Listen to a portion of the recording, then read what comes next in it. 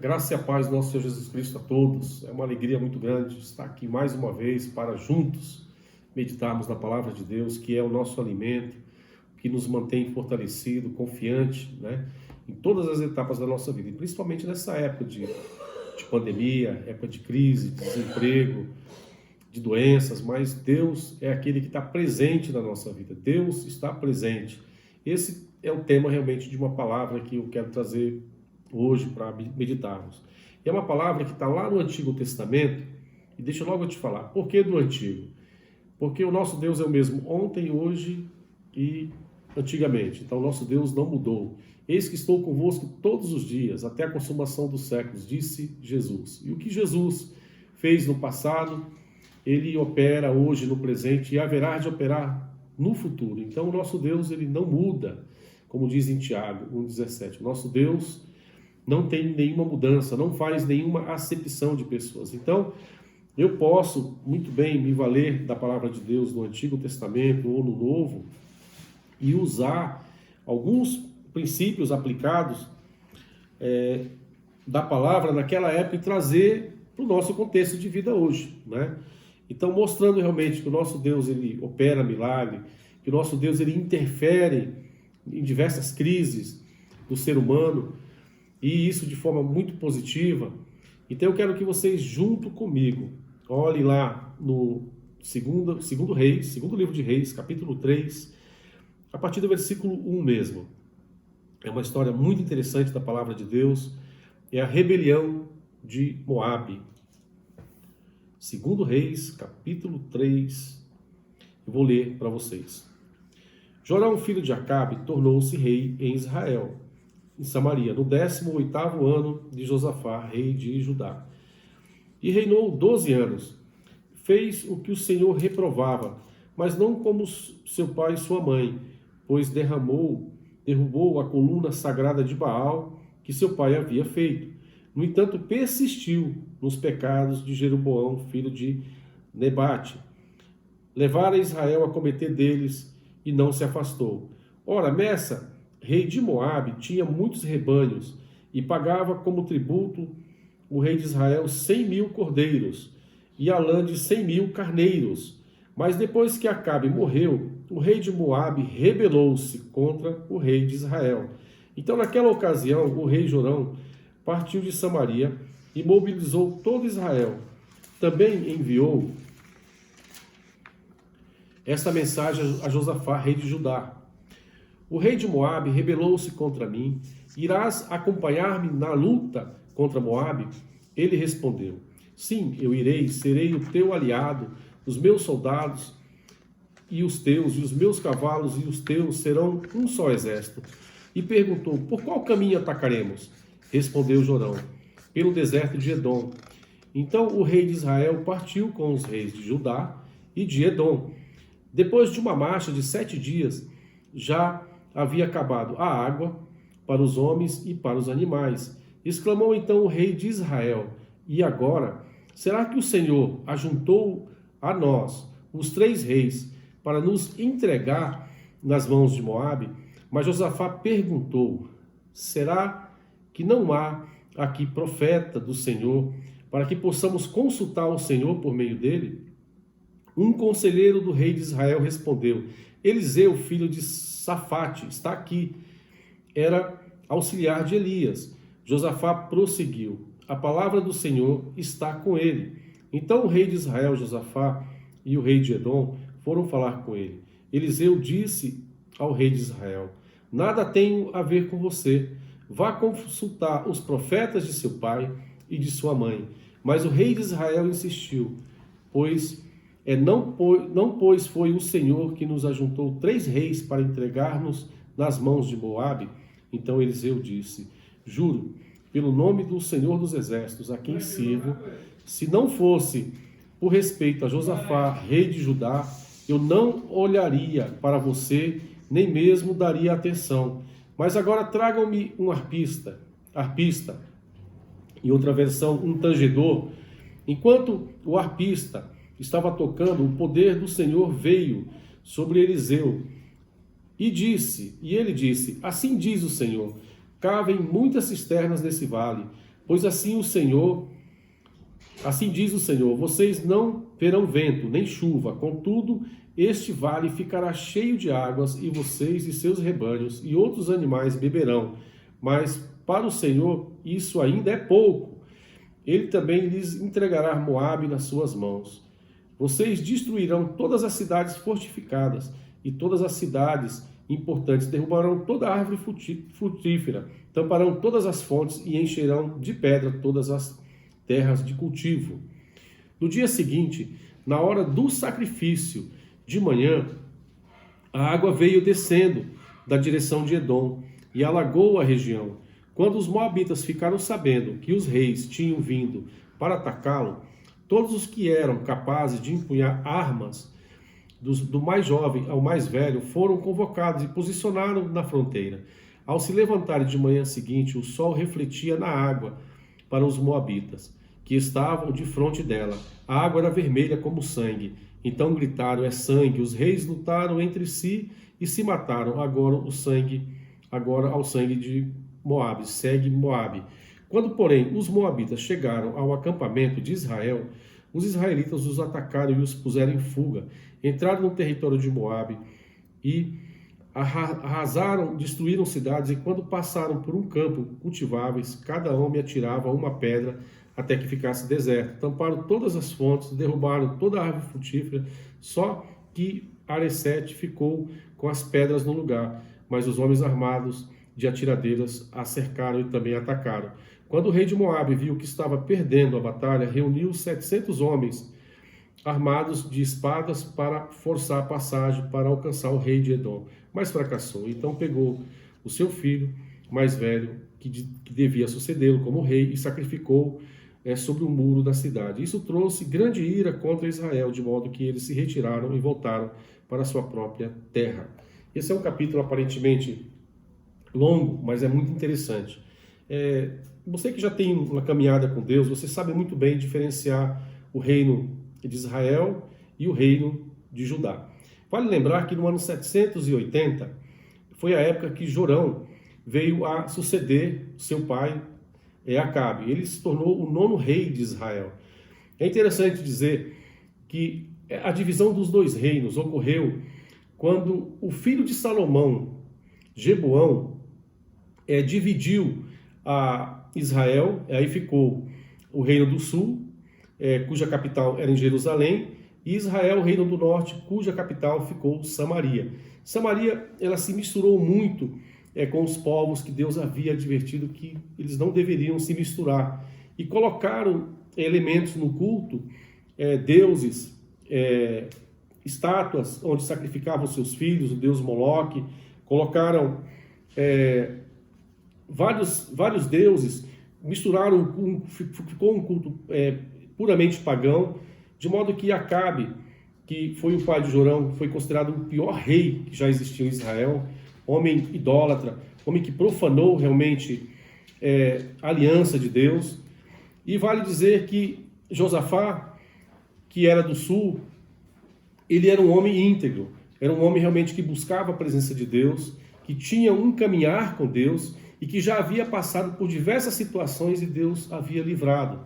Enquanto que esse rei pagão pediu ajuda a Josafá, como diz aqui o texto, logo após a morte do seu pai, Acabe, e aí Josafá, muito pronto para ajudar, até porque também Jorão tinha laços de sangue, né? Porque todos eles faziam parte da nação de Israel, do povo realmente escolhido de Deus, e vale aí observar algumas lições assim importantes que eu consigo ver que nós podemos assim contextualizar, trazer realmente esses princípios aqui para a nossa vida hoje. Hoje, por exemplo, nós estamos vivendo uma situação difícil, e a única certeza que nós temos da parte de Deus é aquilo que Jesus disse no capítulo 16 de João: no mundo teremos várias aflições, mas tem de bom ânimo, porque eu venci o mundo. Então, passar por aflições nós podemos, e nós temos uma certeza, que é a certeza realmente da vitória. Queridos, Josafá, ele é um homem que, como eu disse, ele buscava a presença de Deus, ele louvava a Deus, ele tinha um estilo de adoração a Deus, uma dependência de Deus. Josafá foi um rei que em outro tempo ele foi cercado por 3 reis, muito mais poderosos do que ele. Isso está registrado lá em 2 Crônicas, capítulo 20. E ele se viu numa situação que não tinha como realmente sair. Josafá mostra que é através de uma busca a um Deus que interfere nas nossas crises, e ele busca a presença de Deus com oração, com jejum, chamando o povo para esse propósito. Vale notar que Deus dá a vitória para Josafá. No capítulo 20, no versículo 22, diz que enquanto os levitas louvavam, Deus deu a vitória para Josafá. Então Josafá tinha uma experiência com Deus, tinha experiência realmente de ver Deus atuando, de interferir nas nossas questões. E eu acho interessante assim, você vê realmente a diferença entre aquele que serve a Deus e o que não serve. Por exemplo, Jorão, ele entendeu claramente que quando ele andou 7 dias, ele fez um projeto militar de entrar pelo deserto, e quando ele fica perdido naquele deserto por 7 dias, ele chega a uma conclusão, aqui no versículo 10, que foi o Senhor. Deus havia posto uma cilada para matá-lo, tanto ele como o rei de Edom, que Josafá havia trazido para ajudar nessa peleja, e o próprio Josafá. Ele disse, olha, Deus nos reuniu para nos entregar realmente aos moabitas. Então, nessa situação difícil, fica mais fácil para ele, Jorão, culpar Deus. Não é o que muitas pessoas fazem hoje, por exemplo, no nosso tempo. Passa por qualquer dificuldade e diz, olha, se Deus realmente existisse, ou se Deus fosse comigo, isso não estava acontecendo. Como alguns dizem, olha, se Deus realmente é bom, se Deus realmente interfere na situação das pessoas, por que ele não muda? Por que ele permitiu, então, esse coronavírus? Por que ele está permitindo tantas coisas? Se ele é bom, por que ele faz isso? A gente vê que esse é um conceito realmente de quem não conhece a Deus, né? Porque Deus ele não tem nada a ver, ele não é culpado por nada de mal que tenha acontecido hoje no nosso tempo. Porque quando nós voltamos lá no livro do Gênesis, nós vemos realmente que no começo Deus fez tudo perfeito.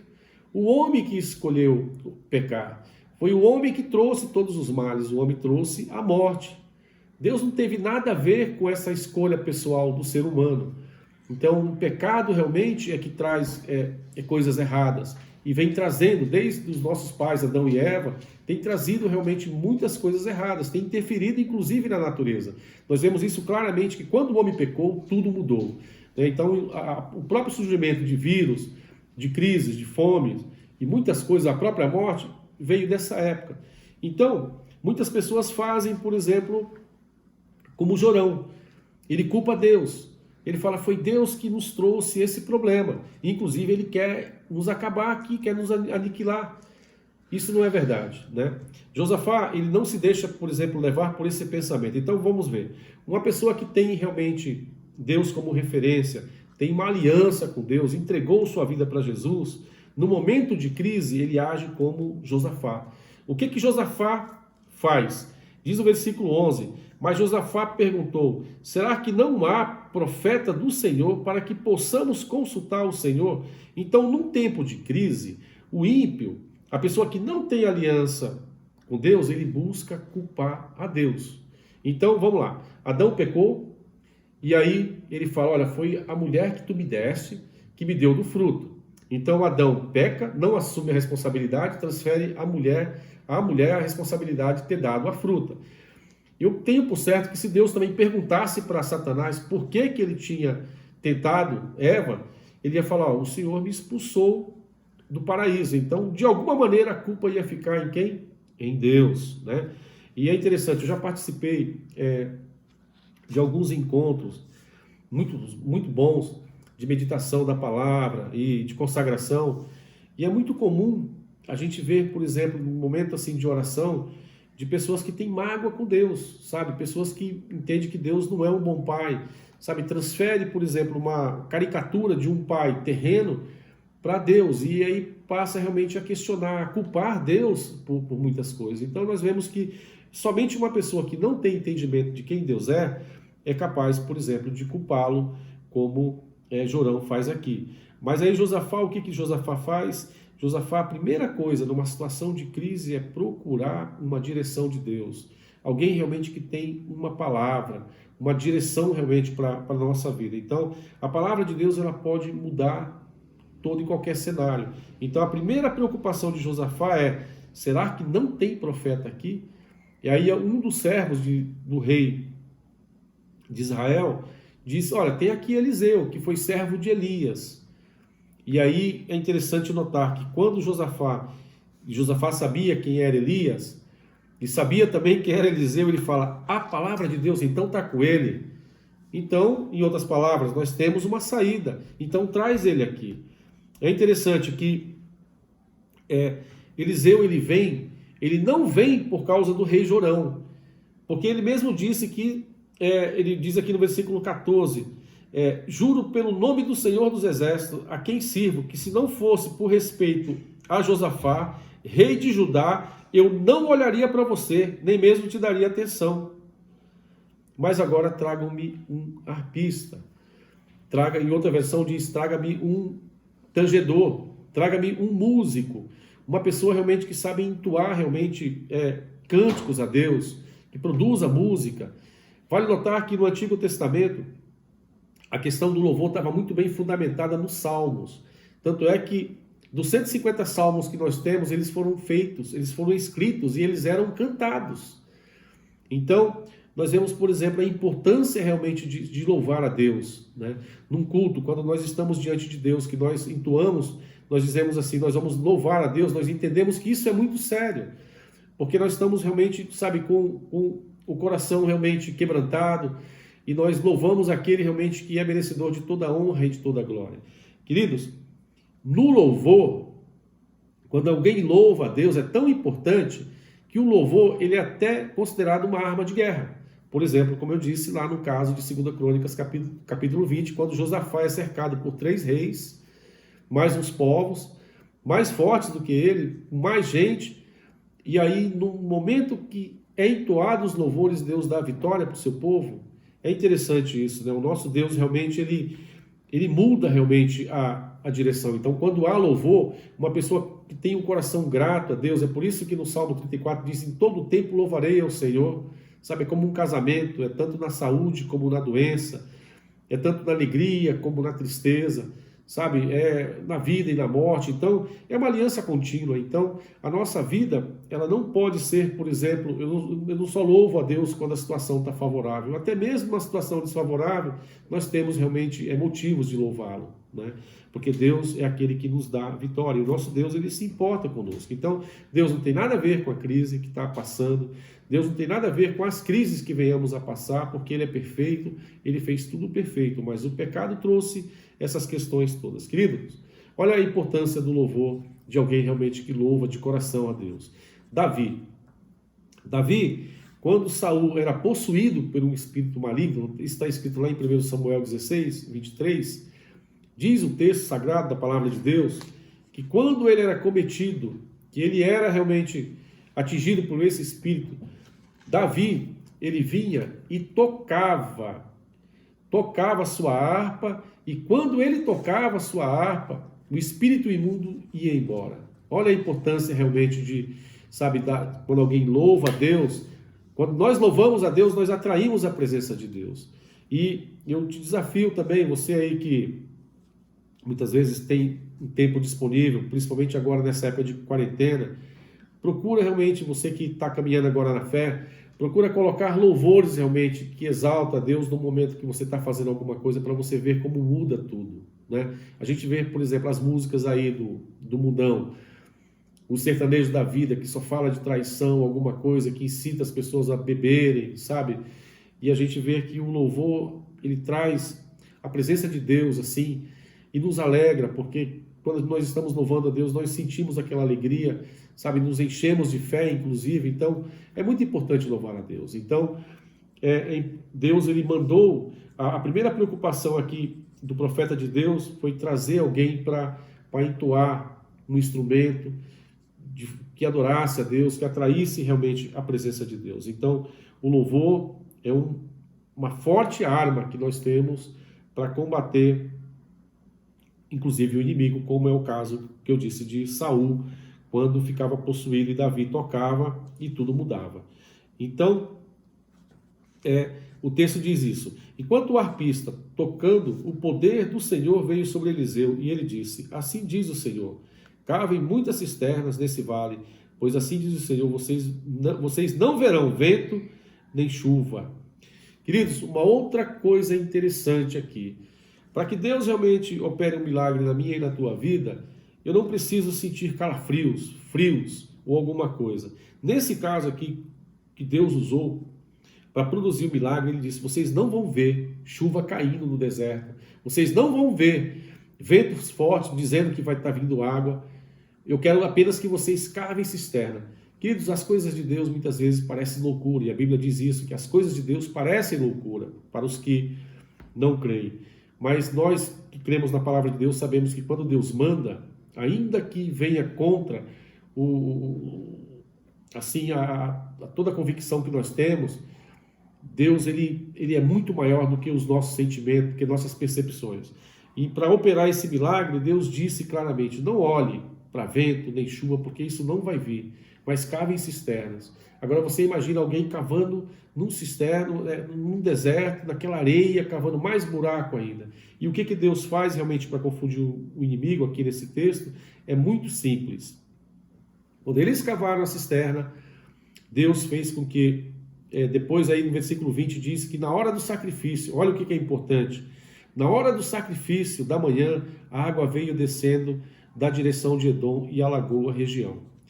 É interessante, sabe, que Deus, ele logo, olha só a sequência, louvaram a Deus, ofereceram algo para Deus. Aqui é uma oferta de manjares, que eles não tinham animais ali para sacrificar, com certeza. Eles tinham os manjares. Então diz em outra versão que no momento da oferta de manjares, Deus manda a água que vem da direção de Edom. Então é interessante que diz que essas águas vêm, e essas cisternas que eram cavadas era justamente para dar condição, para que todos aqueles animais, camelos, cavalos, estivessem ali, pudessem tomar da água, os homens tomarem da água, porque precisava, para ter realmente aquela água, precisavam de cisternas. E é interessante que Deus usa, inclusive, a própria água para confundir os inimigos. De que maneira? Quando Deus rompe as barragens lá de Edom, manda as águas, o inimigo vê aquela água pela manhã, como diz aqui o texto, eles vendo aquela água e aquela terra vermelha, então refletia como sangue. Então o que eles entenderam? Olha, Josafá, Jorão e o rei de Edom brigaram entre si, se desentenderam, e aí eles se mataram, está lá esse sangue, e agora nós vamos lá despojar, vamos pegar. Então eles foram desarmados. Então a estratégia que Deus usou foi essa que mostra o texto da Bíblia. Então Deus ele confunde o inimigo, e o inimigo chega lá de peito aberto, e aí Israel realmente vence aquela batalha, porque Deus confundiu o inimigo. Eu tenho por certo que em toda e qualquer situação da nossa vida, em toda e qualquer situação da sua vida, se você crê realmente na palavra de Deus, é por isso que Jeremias diz: achada as tuas palavras, logo as comi, me foram gozo e alegria para o meu coração. A palavra de Deus, ela é realmente o nosso alimento, é a nossa esperança, é a nossa certeza de vida eterna. E quando Deus fala, Deus cumpre. Então, olhando para essa situação, para esses acontecimentos, nós vemos realmente que Deus ele se importa com os nossos problemas. Deus ele quer mudar a realidade. Mas Deus precisa realmente de pessoas que creiam na sua palavra, que na crise busque a presença de Deus, porque Deus está no controle de tudo. Então, que você realmente possa se valer dessa palavra, que você possa, colocar realmente em prática, e que você possa realmente colocar esses princípios que foram colocados, louvar a Deus de coração, né? O louvor, como eu disse, é muito importante. Que você realmente venha, quando tiver condições, de oferecer sacrifícios a Deus, né? Ajudar o próximo. Então, estar envolvido realmente na obra de Deus não é estar envolvido simplesmente quando está sobrando, mas no momento difícil, nós também precisamos estar envolvidos na obra de Deus. Então, que você possa realmente se consagrar a Deus nesse tempo, louvar a Deus mais nesse tempo, se alimentar mais da palavra de Deus, E glória a Deus, porque Ele é o mesmo ontem, hoje e eternamente. Então, o que Deus fez aqui no passado, Ele pode operar todo e qualquer milagre. Então, nessa situação difícil, Deus está presente. Jesus está presente. Deus é nosso socorro bem presente. Um abraço a todos. Se vocês gostaram dessa palavra, vocês possam estar recomendando a outros também. Possam se inscrever no nosso canal. E se Deus assim permitir, na próxima semana teremos uma outra mensagem também. E que Deus realmente os abençoe. No nome de Jesus. Amém.